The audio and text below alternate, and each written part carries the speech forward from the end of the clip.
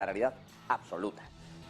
Pero centrándonos, permítame ya en las noticias del día, en lo que ha ocurrido, en lo que estamos viendo, ya se ha filtrado, ya hemos visto la primera filtración del 11º paquete de medidas de sanciones contra Rusia. El 11º paquete que lanza la Unión Europea, que va a lanzar, y ya se ha filtrado que, ojo, porque el punto central de esto es la prohibición de comercialización con energía nuclear y no ha entrado. Ese es el adelanto que hay ya sobre el 11º paquete que le podemos decir desde aquí, desde Negocios Televisión, que no cuenta con el veto, la sanción a la energía nuclear procedente de Rusia. Así que se va a poder seguir comerciando con algo que, sin embargo, había pedido Ucrania, por activa y por pasiva, una y otra vez, a todos los líderes europeos, a la OTAN y a Estados Unidos, que por favor en ese paquete de sanciones incluyeran la nuclear, porque eso estaba dando un beneficio importante. Bueno, pues no ha entrado. Y más allá de esto, otra noticia que tiene relación absoluta con la propia Unión Europea es la petición que ha realizado Estados Unidos para la confiscación de activos de Rusia. En concreto tiene 24.100 millones de euros congelados Europa que pertenecen a Rusia. Esta misma madrugada hemos sabido que Estados Unidos ha cogido los activos que tiene de Rusia y los ha confiscado directamente, se los va a gastar en lo que quiera. Y ya está. Y le ha pedido a Europa que haga lo mismo. Bueno, pues ha respondido Europa, lo ha hecho Christian Weigand en Bruselas, en una sesión informativa con distintos miembros del Parlamento. Ha dicho que la Comunidad Europea, que Europa no tiene base legal para la confiscación de estos activos y que no se puede, ante la petición que ha hecho Merrick Garland, el fiscal general de Estados Unidos, de confiscar activos rusos directamente para pagar ya facturas de la guerra de Ucrania, bueno, pues le ha dicho que no hay base legal, en Europa no existe esa base legal para hacerlo y que se seguirá esperando, como dijo en su momento el Tribunal de Justicia de la Unión Europea, a que termine el conflicto para ver, dentro del acuerdo final, cómo queda y si esos activos entran en juego por alguna de las partes o qué hay que hacer y cómo ocurre, si son sancionados o no, pero que de momento, con lo que hay y sin una sanción ni un pretexto claro sobre ello, no se confiscarán los activos, que eso sí, permanecen congelados por parte de la Unión Europea. Insisto que estamos hablando de 24.100 millones de euros. Hay que recordar que sí que ha hecho, entre otras cosas, Merrick Garland, el fiscal general de Estados Unidos, ha cogido 5.400 millones de dólares, los ha confiscado y se los ha pasado a Ucrania. Ellos sí lo han hecho. Es verdad que desde Europa siempre se ha negado a esto, porque hay un conjunto total de en torno a 300.000 millones que pertenecen en realidad al Banco Central de la Federación Rusa y que, cuidado, que una cosa es congelarlos, tener los activos quietos y otra es confiscarlos y darlos directamente para reparaciones, como está haciendo, por reparaciones, munición o lo que sea que vayan a hacer, entre otras muchas cosas, con esos 5.400 millones que ha cogido Estados Unidos y le ha dado a Ucrania. Por cierto, y hablando de todo esto, Rusia ha mostrado hoy su déficit, creo que de hecho tenemos un gráfico del déficit federal, que ha alcanzado los 3,4 billones de rublos, es decir, unos 45.400 millones de dólares. Aquí lo tienen. Se ha comido ya, con este menos 3,4, se ha comido ya el déficit que tenía pensado para todo el año. Dicen desde Europa que esto demuestra, entre otras muchas cosas, que están funcionando las sanciones y que los ingresos han bajado un 22% y que eso es por las sanciones. Bueno, es verdad que han bajado los ingresos por petróleo y gas, sí, en su mayor parte debidos en realidad a la bajada del precio y a los precios a los que se ha colocado ese crudo en distintos sitios. Y además es que no tenemos una fotografía completa, en realidad, de lo que hay detrás, porque ya saben que Rusia, dentro del presupuesto federal, en el que incluye este déficit, la partida, una de las partidas más gordas, más de un tercio de la partida, está vetada, está considerada como clasificada. Es verdad que los gastos de la guerra y los ingresos ahora que han caído en ese entorno del 22%, reconocido por la Federación Rusa, no equilibran el presupuesto como lo hicieron el año pasado, pero también es verdad, han emitido una nota desde Rusia diciendo que esto se debe en su mayoría a que han tenido que realizar una serie de gastos que no prevén se eleven a lo largo del resto del año, donde se irán compensando, entre otras cosas, con la retirada, por ejemplo, de ayudas al sector energético. Y todavía, hablando de Rusia, tenemos que hablar del famoso misil hipersónico que derribó, o que dijo haber derribado Ucrania en la tarde-noche de ayer. Estuvimos evaluando. Dice Rusia que, bueno, que si dicen que lo han derribado, ¿qué será? E ironizan con el asunto. De hecho, desde el ministerio, bueno, desde Moscú, desde el Kremlin, desde el gabinete, además del propio Putin, se ha emitido un comunicado a modo de broma con esto, diciendo que en realidad Ucrania, si contamos todo lo que está derribando Ucrania y todas las notas de prensa que dicen que derriban misiles en Ucrania, dicen desde Rusia que en realidad han derribado más misiles en Ucrania de los que han lanzado.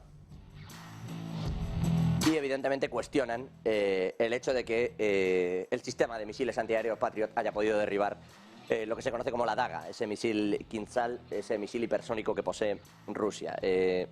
Dice que los informes regulares de Kiev sobre esta supuesta interceptación de misiles en realidad lo que quieren es justificar el excesivo gasto de municiones de defensa antiaérea que le están dando desde Occidente. Esa es la respuesta que da Rusia. Y todavía respecto a esto, hoy se ha pronunciado el comisionado de la Unión Europea respecto a este tema. Marta Vilar, con algunos de los detalles. Tenemos también con nosotros ya a Sergio Fernández, a Javier del Valle para comentar estas noticias del día, este enfoque. Marta, hoy ha hablado Josep Borrell y como siempre lo ha hecho para no guardarse nada de lo que piensa hacia adentro. ¿Qué ha dicho exactamente el alto comisionado de Exteriores para la Unión Europea? Muy buenas noches. Bueno, muy buenas. Parece que siempre que habla Josep Borrell, el alto representante de política exterior de la Unión Europea, sube el pan y esta vez ha hablado y no ha sido distinto. Titulares son los que nos ha dejado hoy Josep Borrell hablando en esa cumbre de negocios europeos donde ha estado esta mañana, donde ha hablado de la guerra en Ucrania, de la posición de China, donde ha hablado de muchas cuestiones y donde uno de los grandes titulares ha sido simplemente algo muy sencillito, que dice que Rusia ya ha perdido la guerra, dice que militarmente ya ha sido derrotada Rusia. Bueno, también ha querido reconocer que de momento la otra parte no ha ganado, entonces ahí parece que se pierde parte del mensaje, ¿no? Porque Rusia dice que pierde, pero Ucrania todavía no ha ganado. Bueno, pues ese es uno de los grandes titulares con los que nos ha dejado hoy Josep Borrell. Insiste que Rusia ya ha sido derrotada, como digo, en la parte militar. Y luego también ha hablado, por ejemplo, de todos aquellos que piden a la Unión Europea que no suministre o que deje de suministrar armas a Ucrania, porque consideran estos que es una de las maneras en las que realmente se puede llegar a esas negociaciones con Vladimir Putin, porque mandando armas Putin no se va a sentar a negociar. Bueno, pues Borrell ha respondido con cierto hastío, cierta desesperación a esta pregunta cuando le han preguntado por lo que les dicen estos líderes a los europeos y a los Estados Unidos. Y bueno, pues básicamente dice que, bueno, si eso ocurriera, si eso finalmente ocurriera, que Europa no manda armas a Ucrania, dice que entonces Rusia ganaría la guerra, que ocuparía Kiev y que además Ucrania acabaría desapareciendo y que sería una especie de segunda Bielorrusia. Esto es algo que ya he dicho en algunas ocasiones, pero esto de que Ucrania acabaría desapareciendo también es bastante novedoso en el discurso de Borrell. Y por último, ha hablado de China, ha hablado del gigante asiático con, bueno, su papel como mediador de la crisis, bueno, del conflicto que tenemos ahora mismo en Ucrania. Dice que, bueno, sabíamos desde un principio que China iba a tener un papel importante en esta guerra, pero dicen no como mediador, y aquí la presentadora le ha dicho, pero ¿por qué dice usted que no tiene un papel como mediador?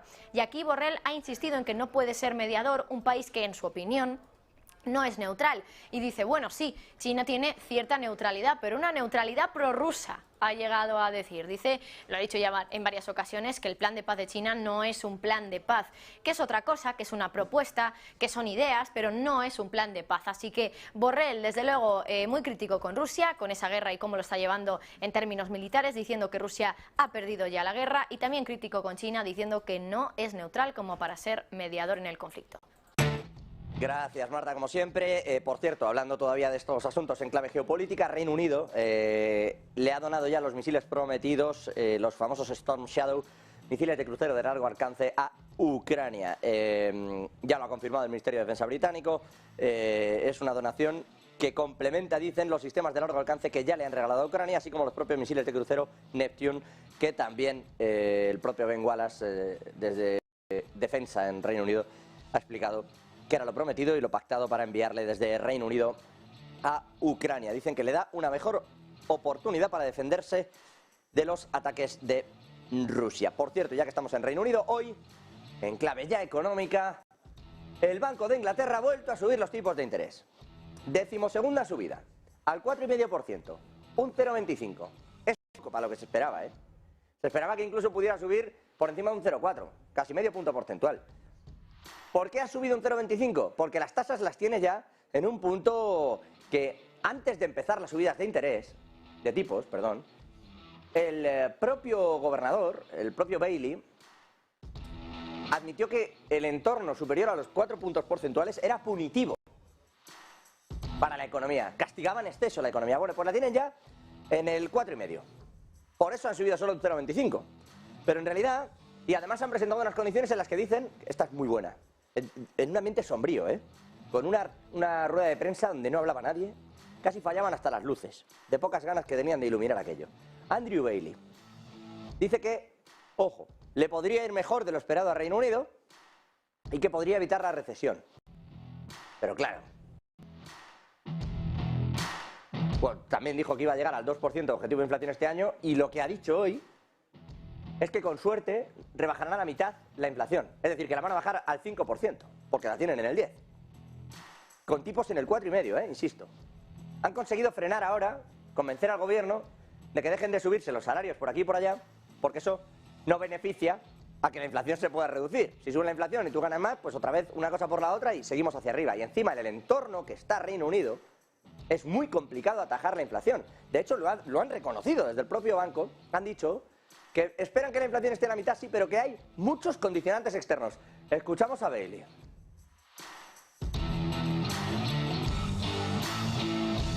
At least for this reason, that consumer price inflation is on course to halve by the end of this year. Though, to be very clear, our target is a sustainable return of inflation to 2%. That's what we focus on. Bueno, se le oía un poco bajito, pero se le oía bien, me perdonen, diciendo que esperan esa inflación que se pueda reducir a la mitad. El tema, le han ido preguntando, bueno, pero ¿y cómo vamos a llegar a esto? Y él ha ido pasando las preguntas a los segundos, al vicepresidente, etcétera, etcétera, al vicegobernador del Banco de Inglaterra, que ha venido a reconocer que todo lo que influye sobre la inflación en Reino Unido no depende de Reino Unido. Ha hablado de la energía, que dicen que podría caer un 16%. Ojalá, ojalá estarán pensando en Reino Unido, porque la última vez que nos dijeron esto ha subido. Hay ayudas de hasta 15.000 libras y no son suficientes. Tienen programados posibles cortes con el Energy Grid en el próximo verano. O sea, la cosa es compleja en Reino Unido, Y además con el tema alimentario, como no dependen tampoco de sí mismos, y después del Brexit, del cierre del Brexit en su completa totalidad, lo que no ha salido es beneficiados. La cosa está yendo a peor. Si suben los alimentos en España, que los producimos, con unos precios de importación, o sea, que el precio se dispara por los costes de importación un 95%, ¿cómo no? En Reino Unido. Y eso está pasando, por eso faltan alimentos. Hay algún tipo de alimentos frescos que no están en los supermercados de Reino Unido. Y ante ese panorama, sale Bailey, que empezó el año diciendo vamos a llegar al 2% y que hará la inflación y todo va a ir bien en la energía, y claro, el ambiente de funeral es sublime. Dices que crees que no vas a caer en recesión y no se lo cree nadie. Y por supuesto, si uno mira las previsiones que hicieron ellos mismos hace 2 meses, pero si miras las del FMI, si miras las previsiones que está haciendo incluso el Banco Central Europeo al hablar de crecimiento global, nadie cree que Reino Unido no se vaya a contraer entre finales de este año y principios del que viene. Tiene un papelón el Banco de Inglaterra que se está hablando poco de ello. Bueno, todo esto en lo que tiene que ver con el sector bancario, bueno, con la economía en Reino Unido. Permítame dar el salto al otro lado del Atlántico. Javier del Valle, hoy la FEDIC ha decidido, este sistema de reaseguros americano, gubernamental, ha decidido pasarle una facturita, disimular al menos un poco, y pasarle una factura a los grandes bancos por todo el agujero que tuvieron que tapar, entre otras muchas cosas, en SVB, Silicon Valley Bank, y en Signature Bank particularmente. Hasta 16.000 millones. ¿Qué se sabe de todo esto y cómo se lo está tomando ese gran sector bancario? Javi, buenas noches. Buenas noches, José. Efectivamente, 15,8 millones fue la cantidad que le costó a la FDIC, a la Corporación de Seguro de Depósitos, rescatar los depósitos de Silicon Valley Bank y Signature Bank. Recuerden que cuando los dos bancos quebraron, el gobierno de Estados Unidos quiso mandar un mensaje muy claro, y es, estos dos bancos vamos a cubrir los depósitos. Incluso si habías hecho o no habías hecho los deberes, daba igual. Si estabas asegurado, te cubrían. Si no estabas asegurado y te pasabas del límite de los $250.000, también el gobierno quiso rescatarte para no desatar el pánico. Eso sí, a los inversores no les rescató, decía Biden, que así funciona el capitalismo. Bueno, pues la FDIC ahora se queda sin dinero, por supuesto, 15,8 millones es lo que ha costado salvar a estos depósitos. y tiene que rellenar el fondo de alguna forma. Ya hemos especulado aquí en Negocios Televisión, y lo veníamos semanas contando, que posiblemente los bancos grandes iban a ser los que iban a tener que reponer este fondo. Obviamente la FDIC lo ve, dice, los depósitos están saliendo de los bancos pequeños, se están yendo a los bancos grandes, la banca regional sigue sufriendo mientras la banca grande se está beneficiando, sobre todo cuando llaman a la puerta de JP Morgan desde el propio gobierno y le dicen, oye, aquí tienes First Republic Bank en bandeja para llevarte dinero. Y el propio Jamie Dimon así lo dijo, llamaron a mi puerta y me dieron una oferta que no podía rechazar. Eso ha hecho que la FDIC decida que sean los grandes bancos los que paguen este seguro. De hecho, dicen que bancos con más de 50.000 millones en activos van a pagar hasta el 95% de este fondo para reponerlo. El resto de bancos que estén por debajo de 50.000 millones en activos no pagarán, en 5.000 millones en activos no pagarán absolutamente nada, José. Bueno, está por ver, lo quiero ver, porque bueno, estas son las típicas cosas que hacen de pronto desde el gobierno y te las puedes creer o no, porque pueden pasar o no, y sobre todo porque me cuesta creer que manden más en la FDIC de lo que manda Jamie Dimon. Pero bueno, lo que está pasando también es que la banca regional todavía está hacia arriba, hacia abajo. Creo que de hecho podemos ver las cotizaciones hoy de PacWest, que alguno me preguntaba también, comentaba algún espectador, si todavía creía que esto iba a ir regular. Mi creencia es una cosa que no tiene nada que ver. Yo simplemente digo que sigue los pasos de lo que sigue. Hoy, nueva caída de PacWest, que intenta recuperarse conforme van saliendo los rumores, pero se le está poniendo una cara de banco que puede ser comprado, que no puede con ello. A varios bancos le han puesto ya la cara de sí, cómprame, cómprame rápido. PacWest, si te fijas bien, se le veía la nariz. En fin, esto respecto a PacWest.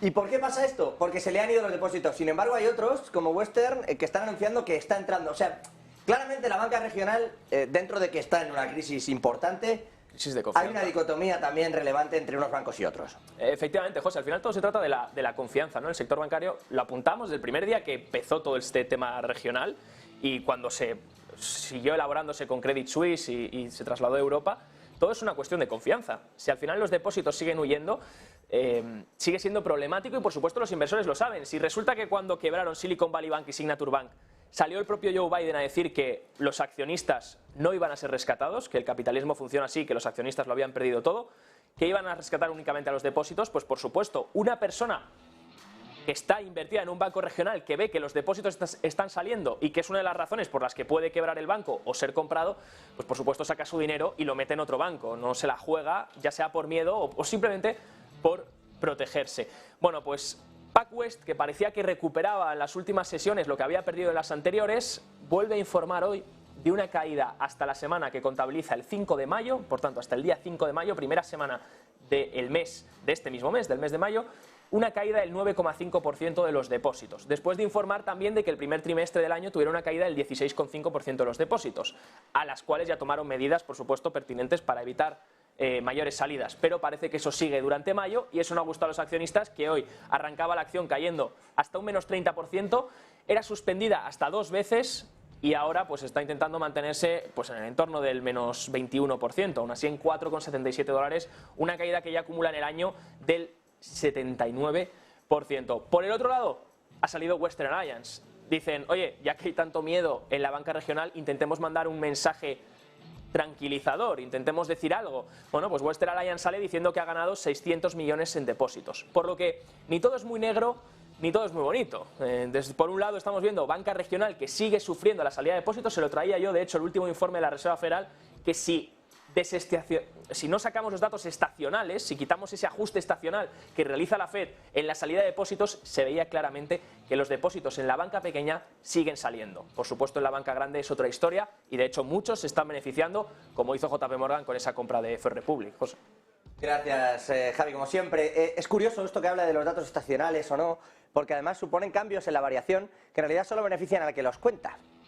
O sea, es completamente absurdo realizar el informe sin dar el otro dato. ¿Pero en qué momento se te ocurre estacionalizar una salida de depósitos? Pues en el momento ¿Qué término estacional tiene una salida de depósitos? ¿Se saca más dinero en verano porque es verano? ¿O se saca más dinero en invierno porque es invierno? En el momento, Enrique, te viene bien. No sé si recuerdas, había una frase de Winston Churchill que decía: solo me fío de las estadísticas que yo manipulo. Totalmente. En fin, pues eso hacen, fiarse de eso. Por cierto, hablábamos de Jamie Dimon. Sergio Fernández. Creo que hoy no vienes con noticia cripto, hoy hablas de precisamente el señor Diamond, que está dándole vueltas al tema de los cortos, de las posiciones bajistas dentro del sector bancario. Muy buenas tardes.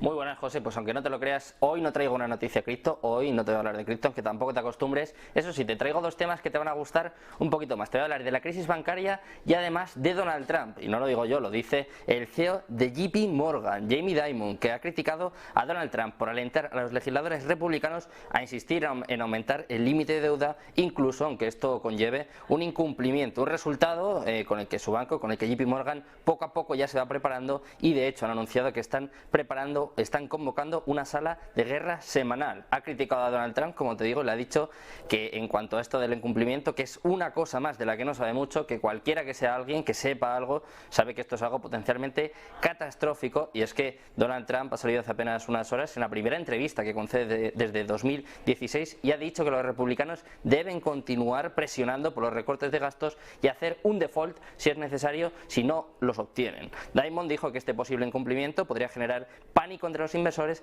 y afectar a otros mercados fuera de Estados Unidos. De hecho, es probable que esta sala de guerra que el banco ha estado realizando frecuentemente se intensifique y probablemente incluso tenga lugar varias veces al día. A pesar de todo esto, el banquero confía en que se pueda evitar el impago, que de producirse tendría importantes consecuencias a nivel global. El director ejecutivo de JP Morgan también ha hablado en este caso sobre la crisis bancaria que todavía asola a Estados Unidos. De hecho, se ha referido a la situación de los bancos del país, ha pedido que se prohíban las posiciones cortas contra los bancos. Ha tenido un día desde luego muy lúcido, en este caso Jamie Dimon, y en cuanto a la crisis bancaria cree que la situación va a empeorar contra los bancos con más regulaciones, más reglas y más requisitos. Dice que necesitan terminar con la crisis bancaria y que lo que sea que tenga que hacer la FEDIC, la OCC, la FED o quien sea, tienen que hacerlo, tienen que hacer lo que sea necesario para mejorarlo. Bueno, en eso están, y ahora, si me permite, vamos con un pequeño análisis también que tiene que ver con las noticias del día en tanto a las gráficas que tienen que ver. Gracias, Sergio, bueno, por esa información con respecto a Jamie Dimon. Ahora, les decía yo, noticias que tienen que ver con el análisis de lo que estamos viviendo dentro del sector inmobiliario. Ojo, nos dicen que no vivimos en 2008, pero atentos al gráfico de Fannie Mae. Fannie Mae y Freddie Mac son dos grandes corporaciones que en Estados Unidos se conocen como papá y mamá, y que tienen que ver con el sistema de seguros, reaseguros hipotecarios y cómo se reasigna la vivienda y los seguros sociales de la propia vivienda, ¿vale? Bueno, datos de Fannie Mae. Vamos a ver ese gráfico que habla de quiebras o impagos, mejor dicho, defaults de crédito en Estados Unidos. Insisto, gráfico de mamá, en este caso, de Fannie Mae, que, bueno, enseguida cuando podamos le echamos un vistazo. Un gráfico que habla de cómo se han distorsionado los impagos y cómo han pasado en realidad de el 4,3% de 2008 al casi 4,6% en el día de hoy. Es decir, aquí lo tienen. Esto es 2008, 4,1, 4,12, 4,11 si quieren. Aquí lo tienen, ¿vale? Esto era 2008, crisis bancaria, ¿eh? Y esto eran los defaults, que tenían hipotecarios en el sector, ahí lo tienen. Insisto, datos de Fannie Mae, que no, la fuente no es que nos la hayamos inventado aquí. Lo digo para cuando la Reserva Federal diga que no hay tanto problema con el sector inmobiliario. Bueno, pues si se van a ustedes a 2022, lo tienen ahí en pantalla, a ese gráfico señalamos 43,5. O sea, el problema es que una vez se ha salido, particularmente, si lo tienen ustedes, de 2017, 2018, empieza a haber una subida brutal que se relaja en tanto se empieza a dar dinero para pagar todo esto en la pandemia. Y vuelve, o sea, previo a la pandemia, iba a haber una crisis tremenda, no sé si lo ven ahí, iba a haber una crisis tremenda, y vuelve a subir porque se empieza a dar dinero directamente en la pandemia para que sigan comprando la gente. De hecho, y si me permiten, esto que estamos viendo en pantalla, esto que ven aquí, este 43,5% de los impagos y las que están por venir, o sea, hacen esa mezcla de qué podría ocurrir y en qué punto estamos, y en 2008 era de 41,2, ahora es de 43,5. La crisis, que ya era gorda, insisto, antes de la pandemia, del 42,8, y que tenía una pinta de írsela a pegar tremenda, no lo fue tanto porque se inyectó dinero. Ahora se está haciendo lo mismo. Si me permiten, hay un cambio importante en las condiciones de crédito, creo que también lo podemos ver. Son más caros y tienen condiciones más estrictas, pero incluso lo son, estos ya son fuentes del Banco Central Europeo, en el traslado. Lo digo porque en Estados Unidos lo que está ocurriendo es que la crisis inmobiliaria está ahí, pero de momento están dopando con créditos, lo hemos hablado muchas veces aquí también con Javier del Valle, se está dando crédito a consumo y créditos hipotecarios, se ha ido dando de forma absolutamente desmesurada. Y eso ha pasado, y ahora estamos en ese punto que tiene pinta de caída. ¿Por qué? Porque esto que ven aquí del Banco Central Europeo ocurre de forma similar también en Estados Unidos, o incluso más agresiva. No solo por las condiciones en los cambios de crédito, sino en particular porque muchos ya no tienen ese acceso, incluso al crédito. De ahí que Joe Biden esté intentando por todos los medios aprobar el presupuesto que tiene y empezar a regalar dinero. Que la gente, en vez de gastar el dinero en servicios médicos, pueda tenerlo para pagar la hipoteca. Y esto es importante, porque de media el personal se está gastando una pasta. El porcentaje de impagos es importante, pero se está dejando, insisto, casi la mitad del sueldo en esto. Y eso es muy raro en Estados Unidos.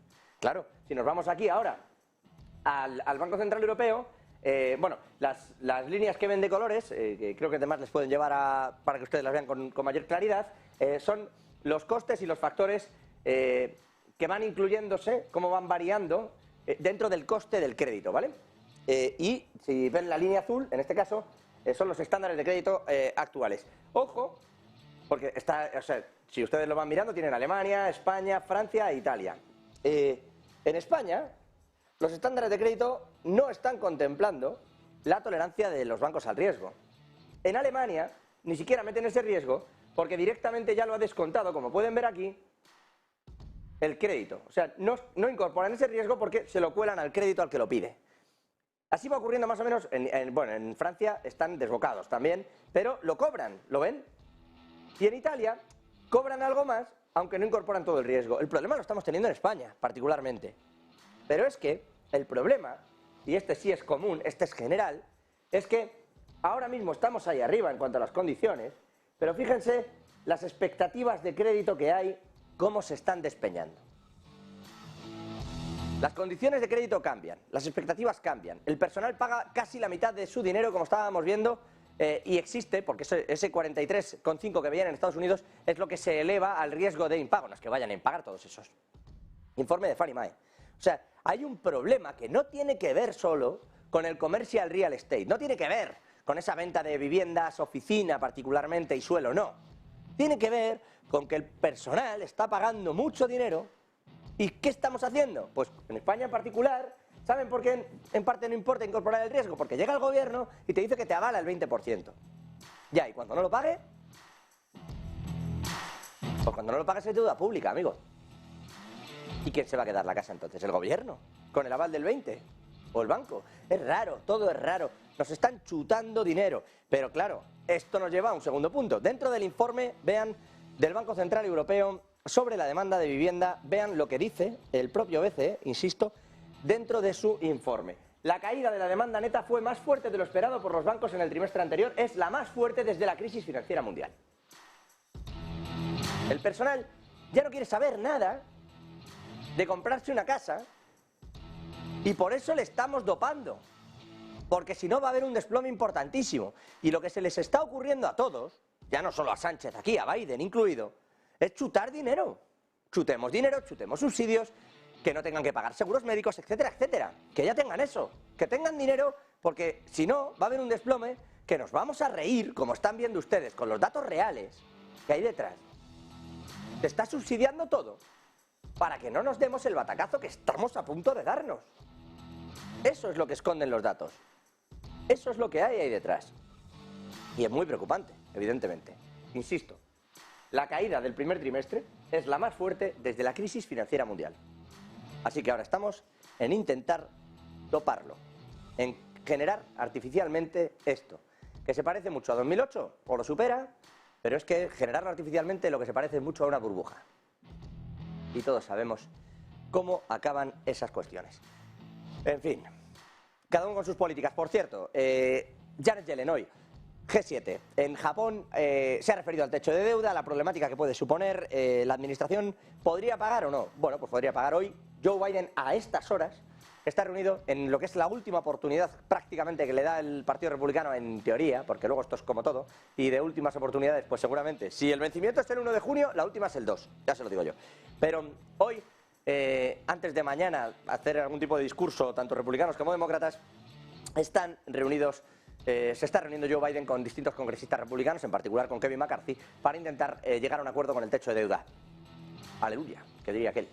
El caso es que, ¿qué pasa si no se llega? ¿No? Antes comentábamos que Jimmy Dimon se ha metido en este jardín. Sí que se ha metido. Y ha hablado de que por él es mejor que haya un default de ciertas cuestiones. Opciones que tiene la secretaria del Tesoro, Janet Yellen, que ha calificado esto de desastre esta madrugada, el llegar a esto. Opciones que tiene sobre la mesa. 1. Enmienda 14 de la Constitución. Dice que la validez de las deudas públicas no se cuestionará. Claro, esto implicaría una lucha legal evidente, porque van a reclamarle por todos los lados. De hecho, ya tiene una demanda de los trabajadores estatales del gobierno, de la Asociación de Trabajadores Gubernamentales, precisamente por eso, porque consideran que si aplica la enmienda 14 se carga todo el sistema. ¿En qué está el mercado en realidad? ¿Qué está pensando? ¿Qué va a ocurrir? Barajan la opción 2, que es que no se cumpliría con los bonos del Tesoro, que son el mercado más grande del mundo y punto de referencia para esos costes de préstamos, y eso es un shock. Así que, ¿qué harán los funcionarios en esa segunda? Impagar la parte de los seguros sociales y de los costes gubernamentales, es decir, cerrar el servicio postal, cerrar los museos, cerrar determinadas cuestiones, dejar a esa gente sin cobrar en su casa y ya veremos qué pasa después. O, suponiendo que el Tesoro sigue realizando títulos de deuda, ¿qué haría Biden? ¿Qué haría su administración? Decidir si lo que va es a pagar las obligaciones desde la Seguridad Social y los pagos de defensa hasta los fondos federales, o qué va a pagar. Porque puede elegir también no subsidiar algunas de las cuestiones que está subsidiando, lo cual le puede llevar a demandas. Dentro de la Inflation Reduction Act, por ejemplo, dejas de dar unas ayudas y eso sí, te puede caer una demanda importante por parte de los destinatarios de estas ayudas, entre otros Tesla, por ejemplo, que ha mudado allí una fábrica, o quienes están ahora construyendo esas fábricas de chips en Arizona. Ante esto está Janet Yellen, ante esto está el Tesoro, ante esta tesitura de enmienda 14, pagar bonos o pagar los seguros sociales. O impagas uno o impagas el otro, o vas con todo, o Biden lo arregla. Qué sé yo, si están ya lanzados a la locura con este asunto del techo de deuda en Estados Unidos. Por cierto, volviendo a las fronteras europeas, protagonista antes de venir a España, Nicolas Sarkozy, el expresidente francés, ha visto cómo hace apenas una hora la Fiscalía francesa ha pedido la imputación del propio expresidente. Le acusan de recibir fondos ilegales para la campaña de 2007 desde Libia. Deberá enfrentar cargos de encubrimiento, malversación de fondos públicos, asociación delictiva, financiación ilegal de campaña. Esto lo dice la Fiscalía Financiera Nacional. Hay otros 12 sospechosos dentro del partido de Sarkozy. Ojo. Por cierto, que de aquellos barros también salió una tal Christine Lagarde. Pidiendo a España, hoy se ha aprobado un paquete para impulsar la agricultura, dice la ministra de, bueno, en este caso de Transición Ecológica, muy metida en todo esto para intentar evitar la sequía. Dicen que esto es precisamente para ayudar, que con las olas de calor, dice Teresa Rivera, hay que intentar impulsar al sector de la agricultura. La escuchamos y analizamos.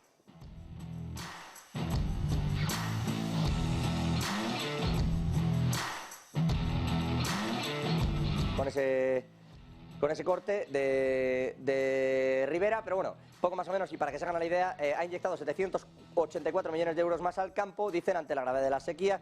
El paquete en total es un plan que ha avanzado el ministro Luis Planas de 22.000 millones de euros. La realidad, pues que a ver cuánto se llega.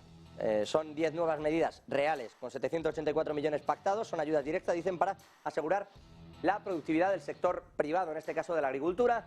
La mayor parte van a pagarles los seguros, hasta el 70% del coste de los seguros se hará cargo el gobierno, y dan algunos otros tipos de ayudas a determinados cultivos. Vamos a ver si con esto es suficiente, aunque el campo lo que necesita más que ayudas y para enfrentar la sequía, sobre todo, es seguridad y descubrir, porque claro, prometen y prometen dinero, hoy en un consejo extraordinario claramente electoralista, el Partido Socialista en España, prometen dinero, pero ¿dónde están los fondos europeos?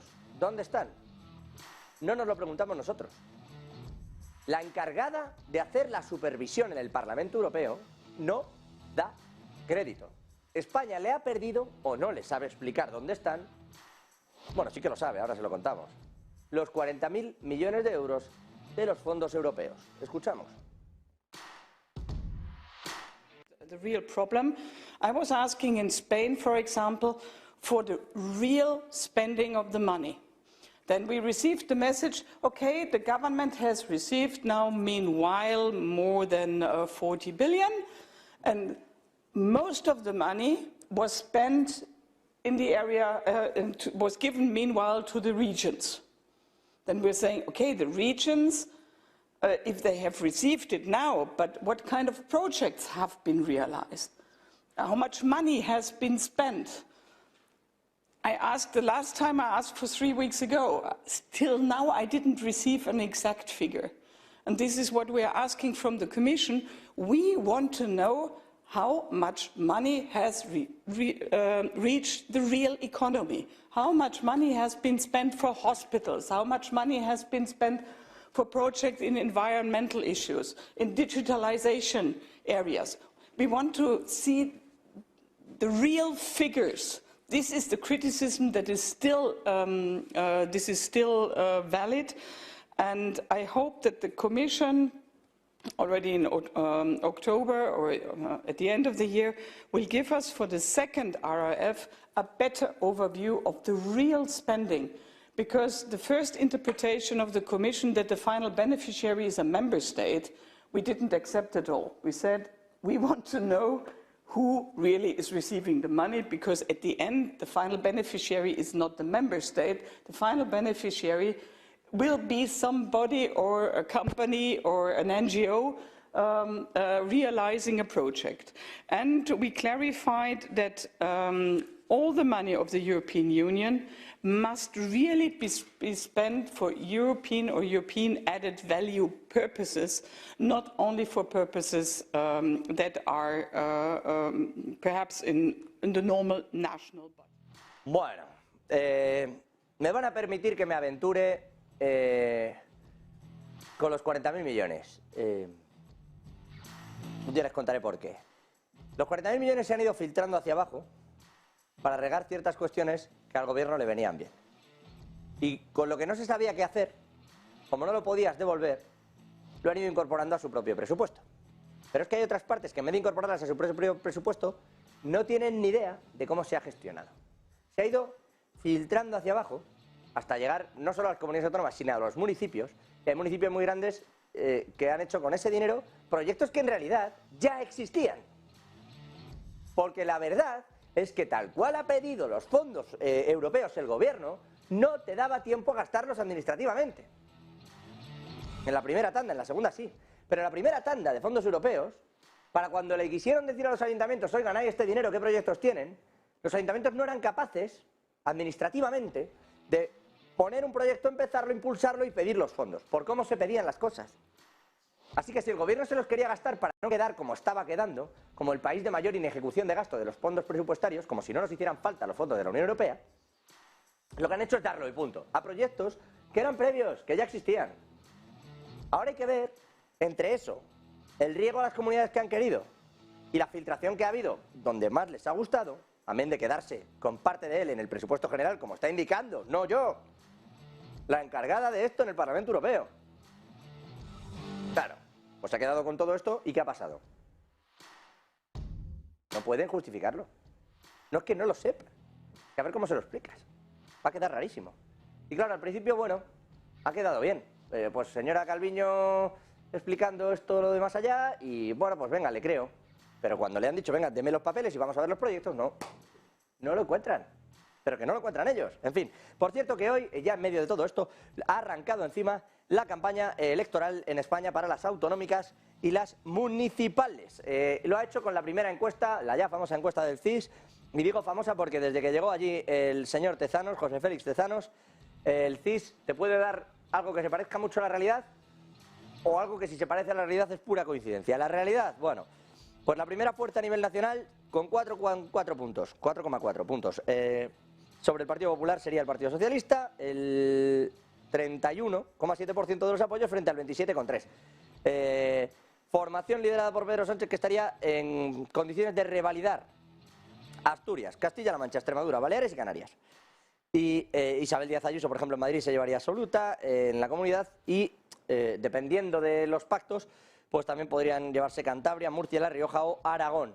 No habría grandes cambios, dependerían en particular de determinados pactos, unos con unos y otros con otros. Vamos a ver qué ocurre, entre otras cosas por eso, porque puede haber acertado o no. Algún día nos dirá José Félix Tezanos cómo se realiza el CIS y en qué condiciones lo hace. En fin, hasta aquí las noticias del día.